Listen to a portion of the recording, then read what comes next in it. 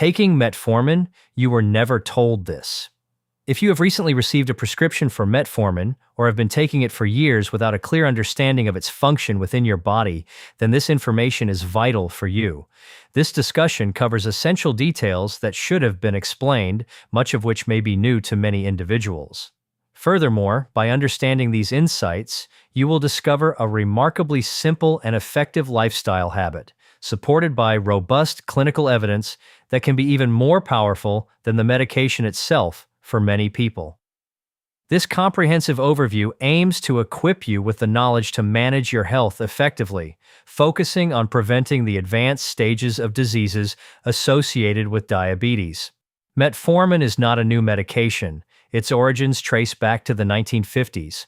The active component is derived from the French lilac plant, or Galega officinalis, which was historically used in European traditional medicine centuries ago to address symptoms now recognized as diabetes. This historical context highlights its long-standing therapeutic significance. Today, metformin holds a prominent place on the World Health Organization's list of essential medicines. It is widely accessible and affordable, making it the initial prescription for type 2 diabetes in most countries. Consequently, if you have recently been prescribed metformin, you are joining millions of others globally who rely on this medication. However, a recurring issue is that many individuals begin taking metformin without a comprehensive understanding of its mechanism of action, its purpose, what to expect from it, or what additional steps they can take to achieve the best possible health outcomes. This lack of clear information is a critical concern, and the following discussion aims to provide a thorough explanation to address these fundamental questions. We will explore the biological effects of the medication, practical considerations for its use, potential side effects, and insights gained from important research. Additionally, a simple, everyday lifestyle strategy will be shared, one that requires no financial cost and minimal time, yet has been shown through research to be highly effective, sometimes even more so than the tablet itself, in controlling blood sugar. Before delving into metformin's specific actions, it is essential to understand the underlying condition it treats, as this context makes everything much clearer. When you consume carbohydrates, your digestive system breaks them down into glucose, which then enters your bloodstream. Your pancreas, an organ located in your abdomen, senses this rise in glucose and responds by releasing insulin. Insulin functions as a signaling hormone. It travels through your blood, instructing your cells, particularly those in your muscles and liver, to absorb this glucose from the bloodstream. Your cells then utilize this glucose for energy, causing your blood sugar levels to return to normal. This entire process typically operates very efficiently. In type 2 diabetes, however, this intricate signaling system has become disrupted. The cells in your body develop resistance to insulin's message, essentially beginning to ignore it. This resistance often develops because blood sugar levels have been consistently elevated for an extended period. In an attempt to compensate, the pancreas tries to produce more and more insulin to overcome this cellular resistance and get the message across. Over time, however, the pancreas may struggle to keep up with this increased demand, leading to persistently high blood sugar levels. This chronic elevation of blood sugar is a serious concern because it is corrosive to the body, causing silent damage that accumulates over many years. It can harm the tiny blood vessels that supply the kidneys, potentially leading to kidney disease. It also damages the blood vessels in the retina of your eyes, making it a leading cause of preventable blindness in working-age adults. Furthermore, high blood sugar can damage nerves, particularly in the feet and fingertips, resulting in a painful or numb condition known as peripheral neuropathy. Perhaps most critically, it significantly accelerates the hardening and narrowing of larger arteries, which explains why individuals with type 2 diabetes face approximately double the risk of experiencing a heart attack or stroke. The severe consequences of poorly controlled type 2 diabetes mean that affected individuals may, on average, live 10 years less than they otherwise would. This information is not presented to induce fear, but rather to highlight the profound stakes involved, as understanding these risks can be a powerful motivator for taking the condition seriously. While metformin is crucial for many, lifestyle interventions are equally, if not more, important. The encouraging news is that the risks outlined are not irreversible. They can be significantly reduced through improved blood sugar control, which is precisely the aim of treatment. So, what exactly does metformin do in the body? Its primary action, which often surprises many people, occurs mainly in your liver. While one might assume a diabetes medication primarily affects the pancreas or directly lowers blood sugar, much of its significant work takes place in the liver. Understanding this is crucial. Your liver constantly releases glucose into the bloodstream, even between meals. This serves as a continuous background fuel supply, keeping your brain and body functioning. In individuals with type 2 diabetes, this background release of glucose goes into overdrive. The liver continues to pump glucose into the blood even when levels are already too high. This can be likened to a tap that won't turn off, continuously adding water to an already full basin. Metformin's main role is to regulate and effectively turn down this tap. It achieves this by activating an enzyme called AMPK within the liver cells. Consider AMPK a master energy regulator. Its activation signals the liver to significantly reduce its glucose output. Less glucose constantly flooding in from the liver results in lower overall blood sugar levels, which is particularly evident in the fasting blood sugar readings taken first thing in the morning before any food has been consumed. Beyond its crucial action in the liver, metformin also plays a role in enhancing the sensitivity of muscle cells to insulin. This means that the insulin your body does produce becomes more effective at clearing glucose from the blood. Additionally, metformin works by slowing down the absorption of glucose from the gut after you eat. Therefore, it tackles elevated blood sugar on multiple fronts simultaneously, with all its actions contributing to the same goal of better glucose control. Crucially, metformin achieves all this without driving blood sugar levels too low, known as hypoglycemia. It works by supporting the body's existing regulatory systems rather than overriding them, which explains its popularity and excellent safety profile. When beginning metformin, it is almost always started at a low dose, typically 500 milligrams once daily, and then increased very gradually over several weeks. This slow approach to dosage escalation is not because the medication takes a long time to become effective. Rather, it is specifically designed to minimize the digestive side effects that many people experience, which will be discussed in more detail shortly. Most individuals eventually reach a daily dosage between 1,500 and 2,000 milligrams, usually divided into 2 or 3 doses taken with meals. The instruction to take metformin with meals is particularly important. Consuming the medication with food significantly slows down its absorption, which dramatically reduces the likelihood of experiencing stomach upset. It is important to note that you will not feel metformin working in any obvious way. There is no immediate sensation or noticeable change in your day-to-day feeling. The effectiveness of the medication is monitored through your blood sugar readings, if you check them at home, and more importantly, through your HbA1c level, which provides a long-term average of your blood sugar control. Let's take a moment to understand HbA1c more thoroughly, as this test is central to diabetes care from the point of diagnosis. Many people have it checked regularly without a proper explanation of what it means.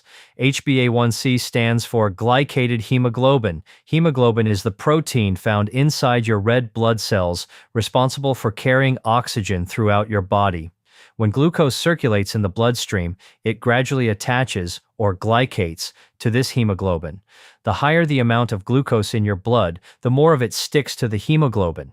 Since red blood cells typically live for approximately 2 to 3 months before being replaced, the amount of glucose attached to the hemoglobin provides a highly reliable picture of your average blood sugar levels over that entire period. Unlike a single finger prick test, which offers only a snapshot of your blood sugar at one specific moment and can be influenced by recent events like a poor night's sleep, stress, or a particular breakfast, your HbA1c measurement smooths out these daily fluctuations. It offers a much more accurate and honest average of your blood sugar control over time. The units for HbA1c can sometimes be confusing, as different regions such as the UK and the US use different scales. In the UK and most of Europe, HbA1c is measured in millimoles per mole, mmol/mol. In the US, it is expressed as a percentage. While the scales differ, they measure the same underlying phenomenon. In UK units, a normal HbA1c is below 42 mmol/mol. Pre-diabetes falls between 42 and 47 mmol/mol, and a diagnosis of type 2 diabetes is made at 48 mmol/mol or above. In American percentage terms, normal is below 5.7%, prediabetes is between 5.7% and 6.4%, and diabetes is diagnosed at 6.5% and above. After starting metformin, your healthcare provider will typically recheck your HbA1c around 3 months later to assess your response to the medication. Following this, it is usually checked every 6 months. The general target is to reduce your HbA1c to below 48 mmol/mol or 6.5%, moving you out of the diabetic range.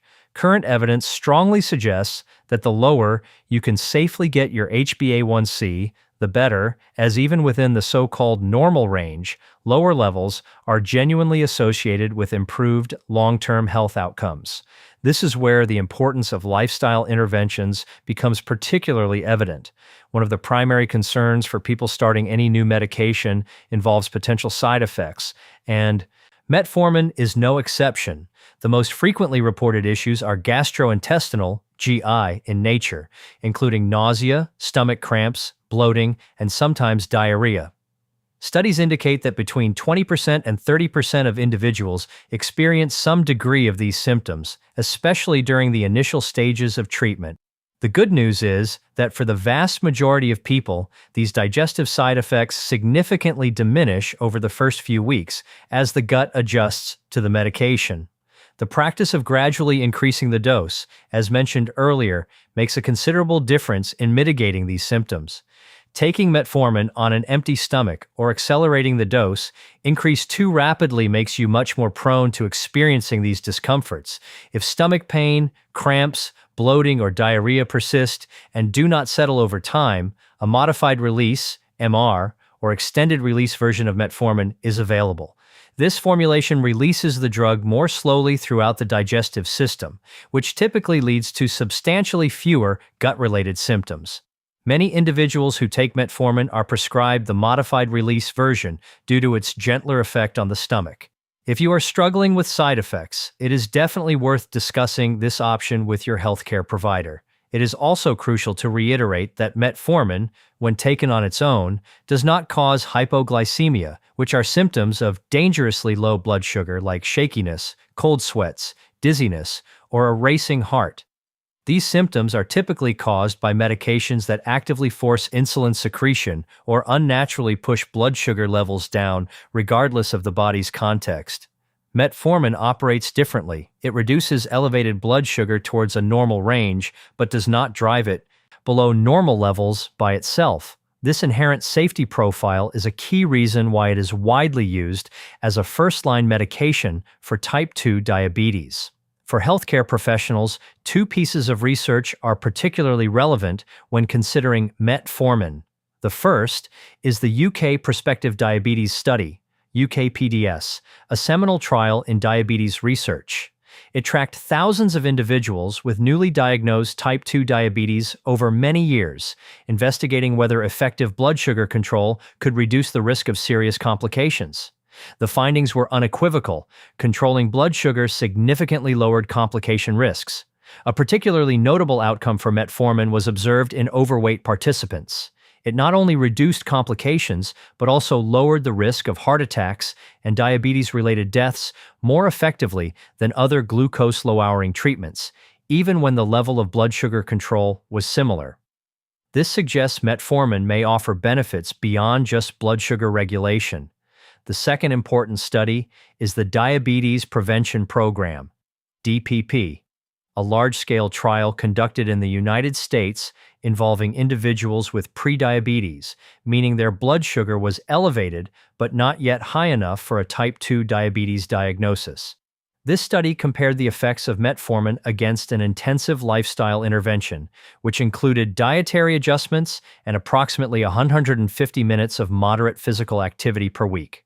The lifestyle intervention group demonstrated a remarkable 58% reduction in their risk of progressing to type 2 diabetes, while metformin reduced this risk by 31%. Clearly, the lifestyle approach was significantly more effective. The simple lifestyle habit mentioned at the beginning is even more practical and will be discussed in detail later. Another aspect that often goes unmentioned is metformin's effect on vitamin B12 levels. Long-term use of metformin, typically over several years, can interfere with the body's ability to absorb vitamin B12 from food. B12 is crucial for healthy nerve function and the production of red blood cells. A deficiency can develop slowly and quietly over an extended period, often without obvious symptoms initially. When symptoms do emerge, they might include fatigue, tingling, or numbness in the hands or feet, and issues with memory or concentration, all of which can be easily overlooked or attributed to other causes.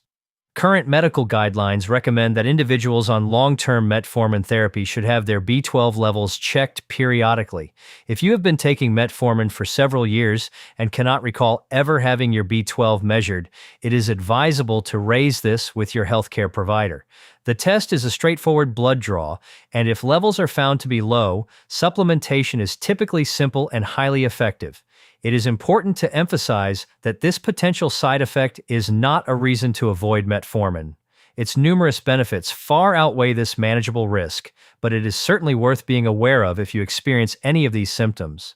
While discussing monitoring, another common area of confusion involves metformin and kidney function. You may have noticed your kidneys mentioned on the medication leaflet, or your doctor might have indicated the need for regular kidney checks. Here's the reason. Metformin is primarily eliminated from the body by the kidneys. If kidney function is impaired, the drug can accumulate in the body. In rare cases, extremely high levels of metformin can lead to a severe condition called lactic acidosis, which involves a dangerous buildup of lactic acid in the blood. While this is a rare occurrence and not a cause for undue alarm, it explains why your kidney function is regularly monitored. If your estimated glomerular filtration rate, eGFR, drops below a specific threshold, the dosage of metformin may be reduced or the medication stopped entirely. This requirement for dose adjustment based on kidney function is not unique to metformin. Many medications require similar considerations. The crucial takeaway is to consistently attend your scheduled medical appointments and inform your healthcare provider if you become unwell, dehydrated, or are scheduled for a procedure involving contrast dye, such as certain imaging scans. In these situations, a temporary pause in metformin use might be recommended to ensure your safety. It is essential to have an honest understanding of how metformin fits into your overall health management, as this shapes your approach to living with the condition. While metformin performs a very important function, with solid long-term data supporting its benefits, taking this medication is not the same as directly addressing the underlying causes of your type 2 diabetes. In the vast majority of cases, type 2 diabetes develops in the context of excessive body fat, particularly visceral fat accumulated around and within internal organs. This is often combined with a sedentary lifestyle, a diet rich in processed and refined foods, and for some individuals, a genetic predisposition, although this specific vulnerability is less common than lifestyle factors. These underlying factors persist in the background unless you actively work to change them. Metformin effectively manages your blood sugar numbers, but it does not reverse the insulin resistance that initially caused these elevated levels. This distinction is profoundly important, especially since type 2 diabetes is one of the few chronic conditions managed with long-term medication where meaningful lifestyle changes can actually drive the disease into remission for some individuals. This means not just better numbers on paper, but a genuine return to completely normal blood sugar levels without the need for medication. The evidence supporting the possibility of remission has grown incredibly strong in recent years, particularly in relation to significant weight loss. While remission is not achievable for everyone and requires substantial and sustained effort, always under medical guidance, it is a real and achievable goal for many.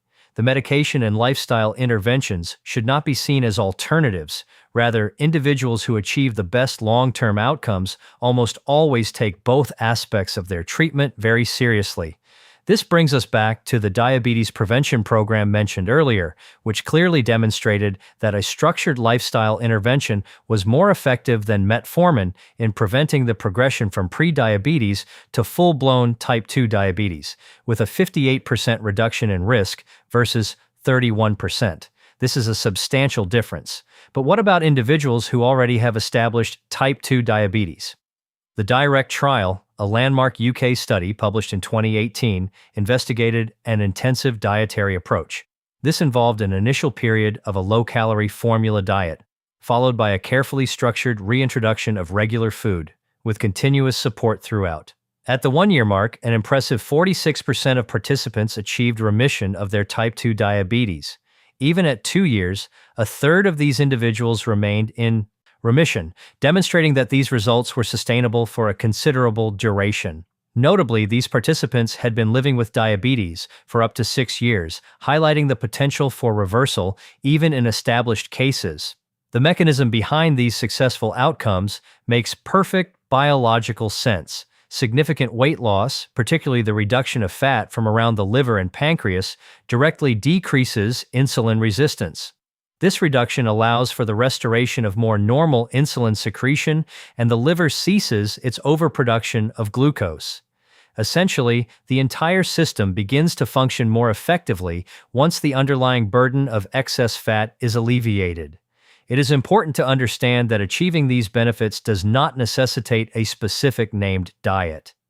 The consistent message from research points to several key principles: reducing overall calorie intake, minimizing the consumption of ultra-processed foods and refined carbohydrates, and prioritizing nutrient-dense options such as vegetables, legumes, whole grains, and lean protein sources. Additionally, incorporating regular physical activity is fundamental. If your local healthcare service offers a diabetes prevention or management program, engaging with it seriously is highly recommended. View these programs not as mere additions to your medication, but as interventions with equivalent or even greater power to positively alter the course of your health.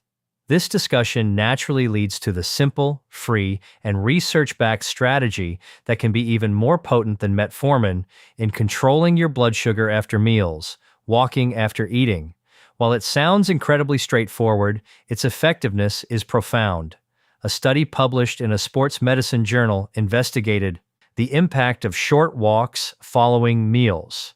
It found that even a brief 10 to 15-minute walk after eating resulted in a significantly greater reduction in post-meal blood sugar spikes compared to a single, longer walk taken at a different time of day, such as first thing in the morning. The timing of this activity is the critical factor. When you eat, glucose enters your bloodstream, leading to a temporary rise in blood sugar. If you engage in a short walk during this window, your muscles begin to contract and actively draw glucose out of the blood directly without requiring insulin to do so. This is one of the very few ways your body can clear blood sugar independently of insulin.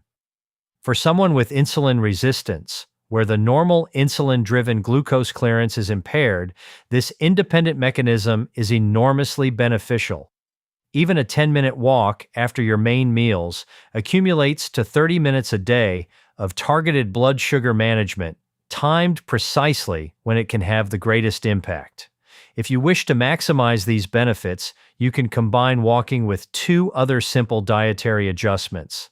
The first is to consume protein and fiber before carbohydrates in a meal. Research indicates that eating vegetables and protein first and reserving starchy carbohydrates for later in the meal can reduce post-meal blood sugar spikes by approximately 30% to 40%.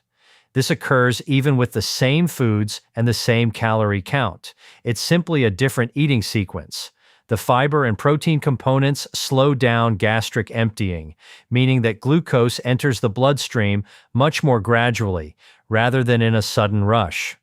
The second important dietary change involves increasing your overall fiber intake.